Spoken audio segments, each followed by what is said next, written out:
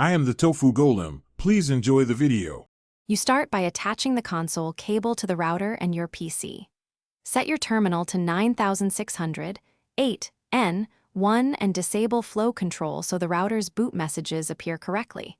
If you use a USB serial adapter, install drivers first. This prevents a missing COM port. Once connected, power on the router while watching the terminal so you can interrupt boot if needed. Doing this gives you immediate access to firmware prompts and recovery options.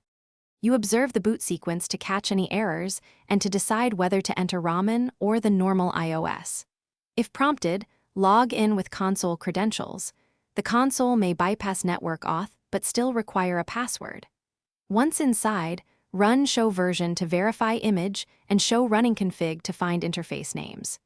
Use show interfaces to confirm ports and statuses. This explains why a port might be down. These checks guide your next configuration or repair step. You finalize by applying edits and saving with copy running config startup config so changes survive reboots. After saving, reboot to confirm settings take effect.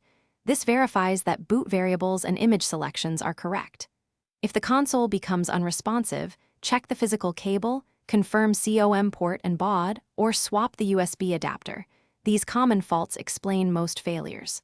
For persistent boot errors, set the right config register, choose the correct image, and reload to recover normal operation. Thanks for watching.